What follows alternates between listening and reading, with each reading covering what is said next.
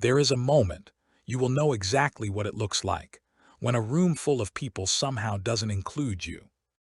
Maybe it is a family dinner, the table is loud, plates are moving, someone is laughing too hard at something across the room, a grandchild is asking for something. Two conversations are happening at once, and you are sitting right there, present, eyes open, part of it technically, but no one is directing anything toward you. Not rudely, not deliberately. The people who love you are right there. And still somehow, there is this quiet gap between you and all of it. Like standing at the edge of a current you can see moving, but can no longer feel pulling at you the way it used to. You notice it, you say nothing.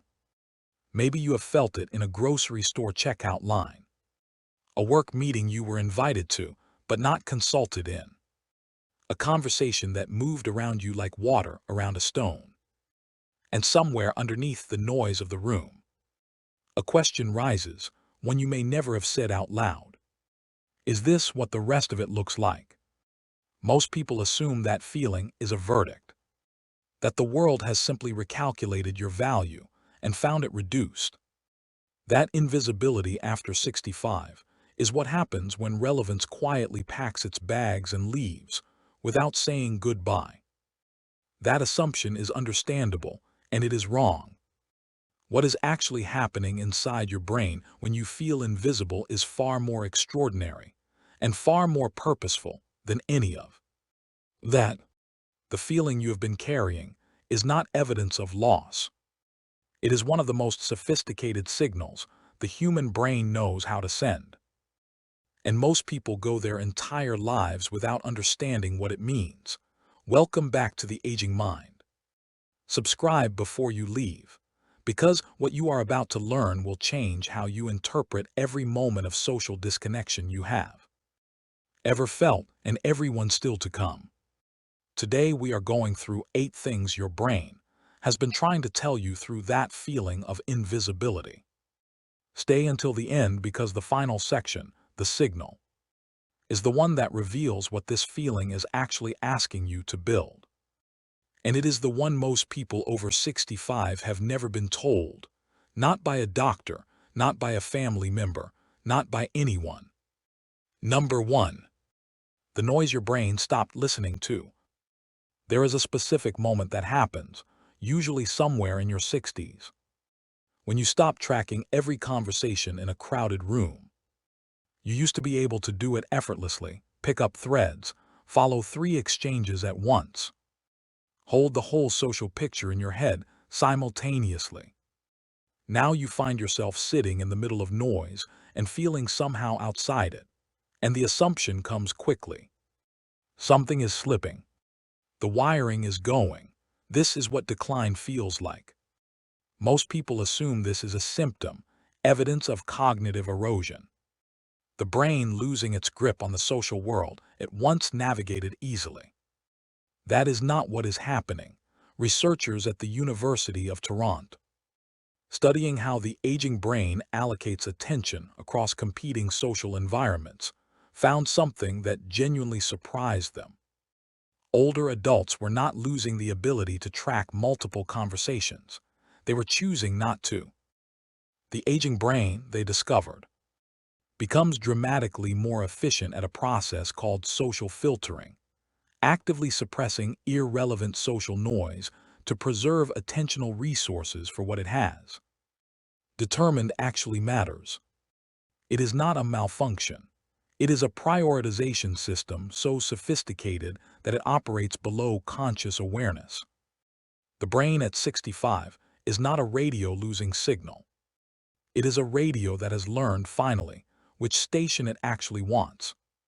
What this means for you is that the quiet you feel in a loud room is not absence. It is selectivity. Your brain has spent decades learning what deserves your attention, and it has started enforcing that knowledge whether you consciously asked it to or not.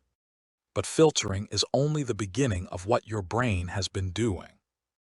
What comes next is something that even most researchers in social neuroscience didn't see coming. Number 2. The face reading shift. You may have noticed without quite naming it that you watch people differently now. Not staring, something subtler than that. A woman across a dinner table says something cheerful, and you catch something in the corner of her eye that doesn't match the words. A friend laughs and you feel, before you think, that the laugh is sitting on top of something heavier. You notice things, small things. Things that younger people in the same room walk right past. Most people assume this is withdrawal, that watching instead of participating means retreating from life. They treat it like a consolation prize for someone no longer fully in the game. That framing is almost exactly backwards. Scientists at Duke University, studying emotional face processing across age groups, found that adults over 60 demonstrated a measurably superior ability to read complex, layered emotional expressions, what researchers called emotional granularity in facial recognition. Younger participants could identify the broad strokes: happy, angry, sad. Older participants caught the compound emotions, the pride underneath the worry, the grief folded inside the smile. The researchers tracked this using high-resolution imaging of neural activity during face-reading tasks. And the older brain was not slower or less engaged. It was deeper. The circuitry had been refined by decades of human experience into something that younger brains were, not as insult, but as neurological fact, not yet capable of. What this means for you is that when you sit quietly at a table and read a room that no one else is reading, you are not on the outside of the conversation. You are seeing layers of it that the conversation itself doesn't know it's having. And that ability connects directly to something the brain starts doing with social groups, something that most people mistake for antisocial behavior, but is anything but. Number 3, why groups feel different now. Think about a large gathering you attended in the last year, a party, a reunion, a holiday event with extended family. Something that 20 years ago might have felt energizing. There was a version of you who could walk into a room of 40 people and feel the current of it lifting you.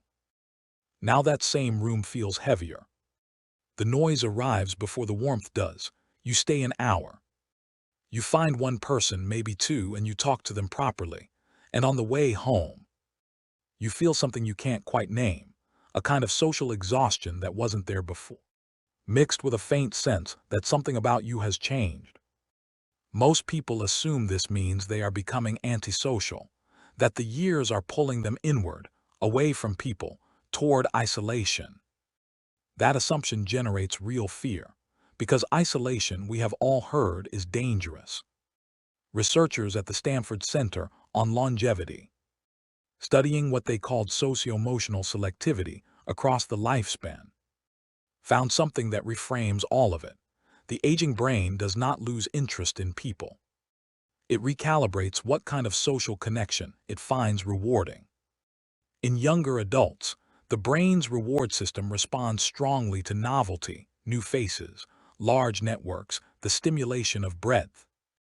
In adults over 60, that same reward system shifts measurably, neurologically, toward depth, toward known people, toward conversations that go somewhere real. The brain is not retreating from the social world.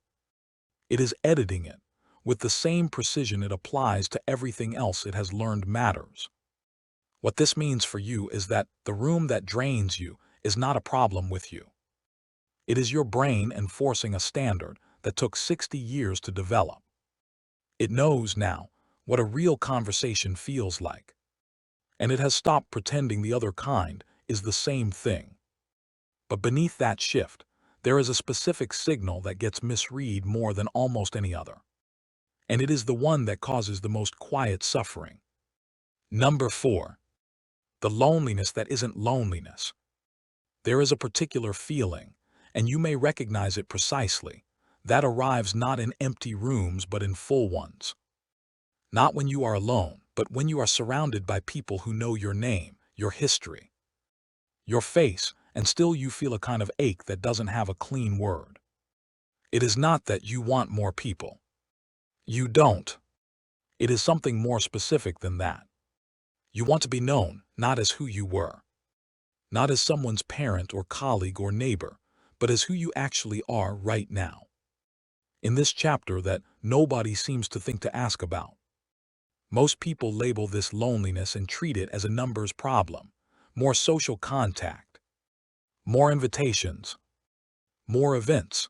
That is not what is being asked for, and adding volume to the wrong frequency does not help. Researchers at the University of Chicago, studying what they called qualitative loneliness in adults over 60, specifically the gap between social quantity and relational depth, found that the most consistent predictor of this particular ache was not how many people someone saw in a week. It was whether any of those interactions involved being genuinely witnessed. Not helped, not included, witnessed, seen in the present tense, not through the lens of who someone used to be. The brain, they found, registers the absence of that quality of contact as a distinct signal, one that is not soothed by more activity, but only by a different kind of presence. What this means for you is that the ache you feel is precise. It is not asking for more. It is asking for real. And understanding that distinction is the first step toward actually responding to it, rather than numbing it with noise that doesn't reach the place that's asking. But there is something else about this signal that matters beyond the emotional, something physical. Because what chronic invisibility does to the body is something the research has made impossible to ignore. Number 5. What invisibility does to the body. Feeling unseen not once, not occasionally, but as a steady background frequency of daily life, is not just an emotional experience. The body registers it with the same seriousness it registers any other form of sustained stress. And the aging body, which has fewer reserves to draw on, registers it faster. Most people treat the physical effects of social disconnection as separate from the feeling itself, as if the loneliness is in the mind, and the health is in the body, and the two run on parallel tracks. They do not. A landmark meta-analysis conducted by researchers at Brigham Young University, drawing on data from over 3 million adults across multiple countries and decades, found that chronic social isolation, the sustained experience of being unseen or disconnected, increased mortality risk by 26%. Not through a single mechanism but through a cascade. Elevated cortisol across sustained periods, suppressed immune function, disrupted sleep architecture, increased inflammatory markers. The body under social stress behaves like a body under physical threat, because to the nervous system, there is no meaningful difference. One of the researchers, Julian Holt Lundstedt, described the effect as comparable in magnitude to smoking 15 cigarettes a day. What this means for you is not something to fear. It is something to take seriously as information. The fact that you notice the feeling of invisibility, that it registers in you clearly enough to name, means your brain is not passive. It is sending an alert. And an alert is not the same thing as a verdict. An alert is asking for a response. And the response your brain is capable of, the wisdom it has been building without fanfare, is something the world has consistently underestimated. Number 6. The wisdom nobody asked for. There is something quietly painful about having spent 60 or more years learning how people work, how conflict actually resolves, how grief moves through a family, how a conversation can be turned before it breaks, and finding that almost nobody asks. The younger people around you are navigating situations you have already navigated, making decisions you have already made, carrying fears you have already survived. And they are doing it largely without consulting you. Not out of disrespect necessarily, but the gap is there. And it has a particular sting. Most people interpret this as confirmation of irrelevance, that what they know has an expiration date, that the currency of their experience has been devalued by a world that moves too fast to look backward. That interpretation is not only wrong, it is neurologically wrong. Researchers at UC Berkeley's Greater Good Science Center, studying what cognitive scientists call crystallized intelligence, the accumulated knowledge, pattern recognition, and relational judgment built through lived experience, found that this form of intelligence does not peak in young adulthood and does not decline. With age, it grows measurably into the 70s and 80s. The prefrontal cortex, which governs complex social judgment, continues integrating experiential data long after other systems have plateaued. What you know about people, about how situations unfold, about what someone really means when they say what they say, is not a relic. It is a structure that took decades to build and that younger brains are, as a matter of developmental timeline, not yet equipped to access. What this means for you is that the wisdom you carry is not optional background knowledge. It is a rare and specific form of intelligence. The question is not whether it has value. The question is whether you have found the rooms where it is recognized. And some of those rooms are smaller than you might expect. Some of them contain only one or two people. Which brings us to something the longest study ever conducted on human happiness quietly confirmed. Number 7, the relationships that remained. Think for a moment about who is still here. Not the full network of your 40s, the colleagues, the neighbors, the friends of friends. The people who filled calendars and social obligations and holiday card lists. That world has thinned. People moved, dynamics changed. Some relationships simply ran their course. And what is left, if you look at it clearly, is a smaller number of connections that have a quality that none of the earlier ones quite had, a depth that comes specifically from duration, from having been known across chapters, not just in one of them. Most people grieve the thinning more than they recognize what the thinning revealed. They count what left and miss the accounting of what stayed, and what staying across that many years actually means. The Harvard study of adult development, the longest continuous study of human relationships ever conducted, following the same individuals across 8 decades, found one result that eclipsed almost everything else: the single greatest predictor of health, happiness, and cognitive vitality in later life was not wealth, not exercise, not diet, not genetics. It was the quality of close relationships. Not the number, not the frequency of contact. The quality specifically, whether the people in those relationships felt truly known by at least one other person. Robert Waldinger, the study's current director, has described the finding in the simplest possible terms: loneliness kills.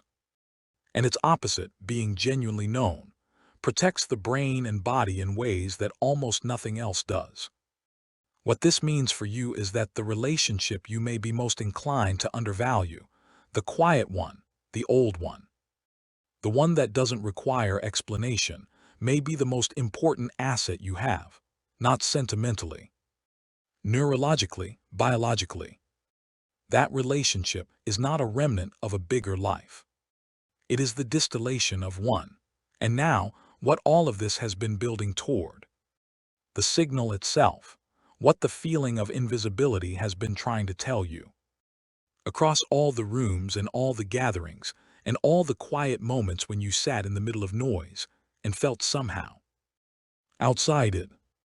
Number 8. The signal, you have felt it. That quiet, that gap, that specific ache of being present and somehow not seen. And everything you have heard today has been moving toward this. That feeling is not a symptom of something going wrong. It is the most intelligent social signal the human brain produces. It is asking, with more precision than you may have ever given it credit for, a single question. Are you known, not remembered? Not respected, not included. Known by even one person who sees who you actually are right now, not who you were at 40, not who you are in relation to a role or a function or a family position, but who you are in this chapter. The chapter that most people around you haven't thought to ask about. That question is not a sign of aging. It is the deepest human question there is. Philosophers have asked it. Every major tradition of human meaning-making has circled it. And the extraordinary thing, the thing worth sitting with, is that your brain is asking it now with more sophistication and more urgency than it has ever asked it before. Because the brain at 65, at 70, at 75, has finally learned enough about what time costs to stop asking questions that don't matter. The people who hear this signal, who don't mistake it for decline or weakness or proof that the world has moved on, are the ones who do something remarkable. They get honest. They stop waiting to be seen by the whole room, and they turn toward the one or two people who might actually be capable of it. They ask for a different quality of conversation. They offer one. They stop performing for audiences that were never going to know them anyway. And they put that energy into the connections that still have room to go deeper. And the research, not as abstract data, but as the lived evidence of thousands of real lives followed across real decades, shows that those people build the most connected, most meaningful, most vitally alive final chapters of their entire lives. Not despite the feeling of invisibility, because they finally listened to what it was asking. You have not been disappearing. You have been distilling. And what is left, what your brain has been protecting and refining and quietly guarding through all of it, is more valuable than the world has told you, and more resilient than you may have allowed yourself to believe. Tell me in the comments, is there one person in your life right now who truly sees you, not who you used to be, who you are right now in this chapter? You don't have to name them. Just tell me if they exist, because that answer matters more than you might think. I read every one. I will see you in the next one.